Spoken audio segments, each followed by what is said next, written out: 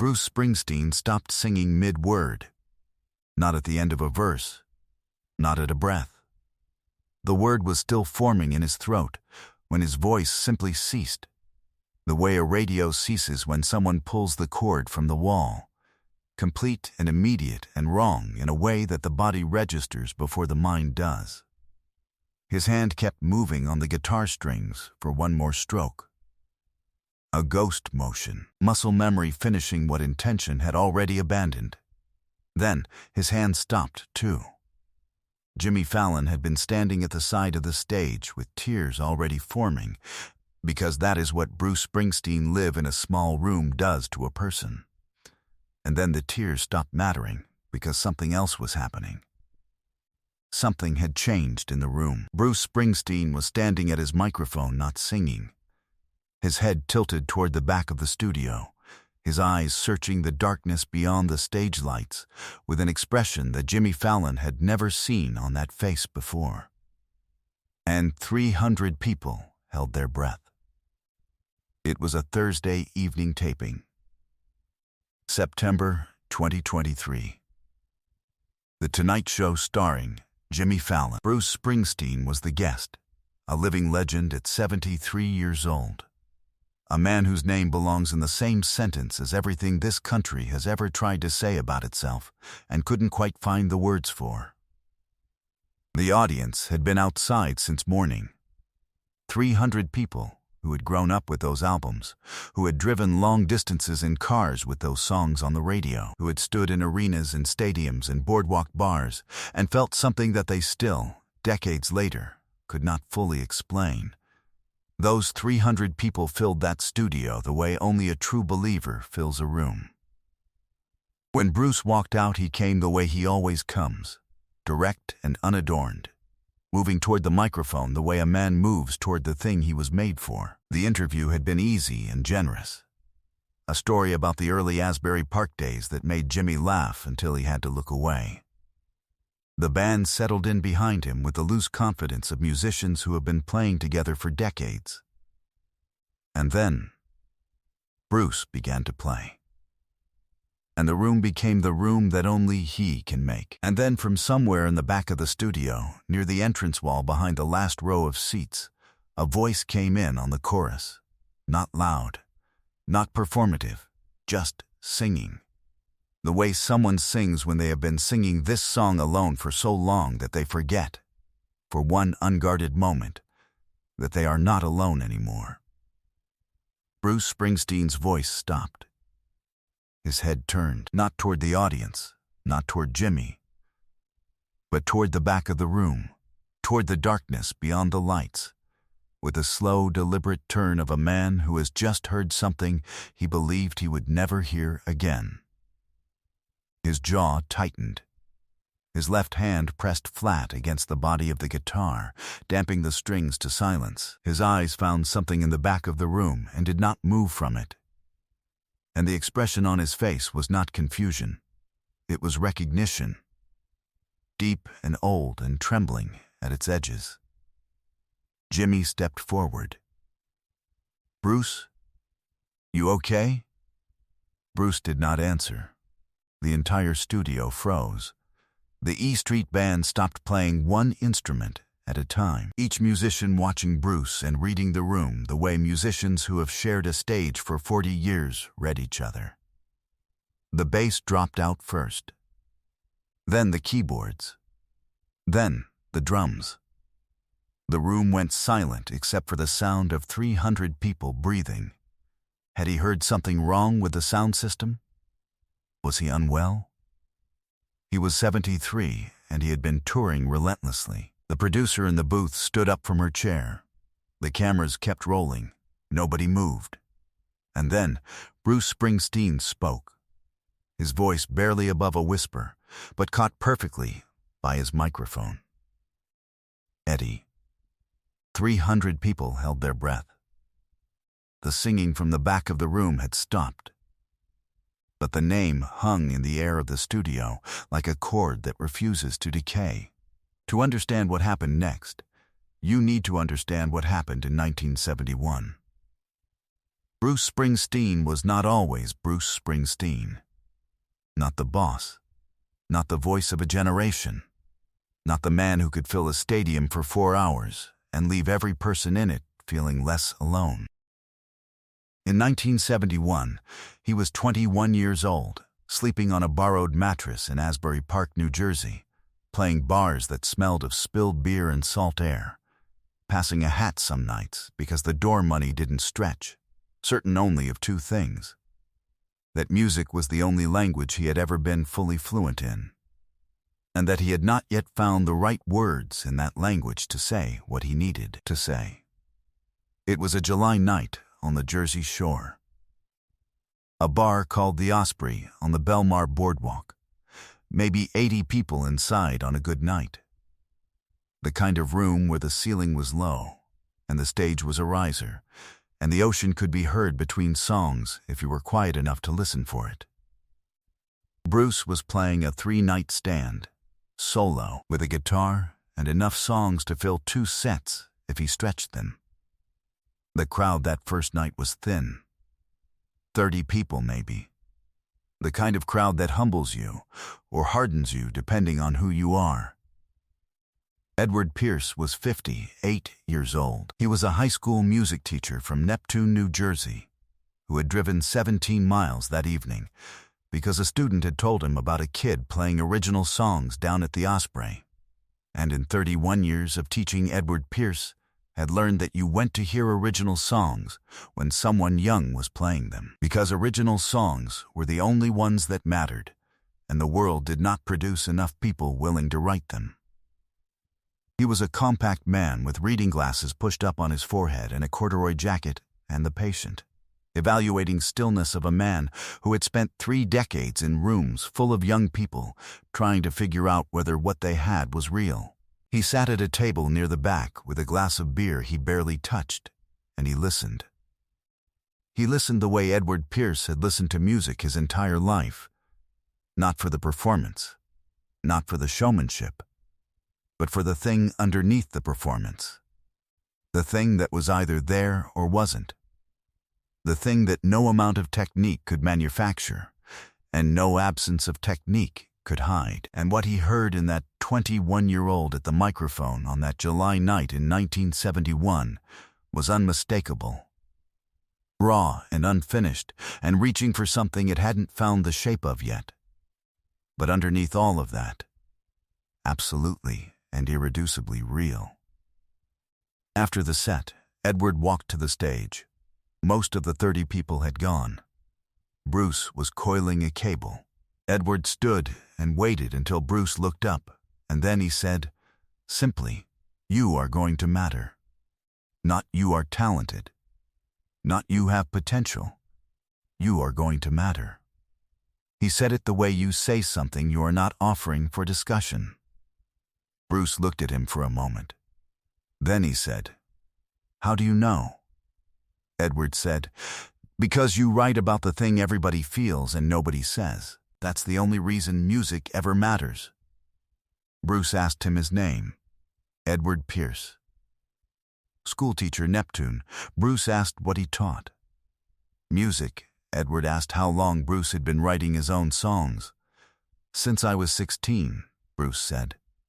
Edward nodded, as if this confirmed a calculation he had already made. They talked for an hour after the room had emptied. About the boardwalk, about what it meant to write from the place you actually came from, rather than the place you wished you came from. About a boy in Edward's 4th period class who had written a melody that had kept Edward awake for 3 nights because of how true it was. About what truth cost a person when they committed to it as their primary instrument. Before Edward left that night, he took a folded piece of notepaper from the pocket of his corduroy jacket. On it he had written, during the second set, 3 lines from a song Bruce had played. Not the most technically accomplished lines, but the 3 lines that had landed in Edward's chest and stayed there. He had written them down because that was what he did when he heard something real. He wrote it down so that the person who made it would have proof that it had landed somewhere. He handed the paper to Bruce and said, "When you doubt yourself, read these." Because these 3 lines are why you are going to matter. Bruce Springsteen kept that piece of paper. It went into the notebook he carried everywhere in those years, the one where he wrote the first drafts of everything. It traveled with him out of Asbury Park and into the recording sessions for the album that would change everything, and into the tours that followed, and into the decades that the tours became. He had read it in dressing rooms in stadiums. He had read it in the back of tour buses at 4 in the morning when the doubt was loudest. He had never told anyone about Edward Pierce or the folded notepaper, or the night at the Osprey when a schoolteacher from Neptune, New Jersey, had said the one sentence that a 21-year-old needed to hear in order to keep going. Fame is a crowded room, and in a crowded room it is easy to lose the voice that told you the truth before anyone else was listening. Edward Pierce had retired from Neptune High School in 1992 after 31 years. He had moved to a small house in Point Pleasant Beach with his wife Dorothy and spent his retirement going to concerts, not the large ones, the small ones, the bars and the clubs and the boardwalk stages where original songs were still being written by people who had not yet been told whether they were going to matter. Dorothy had passed away in 2019. Edward was 89 years old now. He had macular degeneration and a heart that his doctor described with the careful language doctors use when they want to prepare a family without frightening a patient. His daughter Margaret had moved back to Point Pleasant to be with him. And in the evenings, when the light was right, Edward still sat on the back porch with the radio on and listened the way he had always listened, not for the performance, but for the thing underneath. His grandson had found the YouTube channel. He had shown Edward a video of a Bruce Springsteen interview, and Edward had watched it on the large tablet his daughter had bought for him, leaning forward in his chair, and he had laughed once at something Bruce said and then gone quiet. His grandson had asked what was wrong. Edward had said, "Nothing is wrong." And then, the following afternoon, he had asked his grandson to help him write an email. He had dictated it slowly, in the careful, precise manner of a man who has spent a lifetime teaching young people that language matters. He addressed it to The Tonight Show. He said he had something he thought Bruce Springsteen might want to hear one more time before it was too late to say it. The Tonight Show's producers had forwarded the email. It had reached Jimmy Fallon's desk on a Friday morning. Jimmy had read it and then sat at his desk for a while, without doing anything else. Then he had called his senior producer and said, "Get me a phone number for this man." Behind the scenes, Jimmy Fallon had made a decision that defied every producer's expectation. He had not told Bruce. He had arranged for a phone line to be open to a house in Point Pleasant Beach, New Jersey, for the duration of the Bruce Springsteen taping. He had arranged for a production assistant to be on the line with Edward Pierce's daughter, Margaret, from the moment the show began, with instructions to put Edward on when Jimmy gave the signal.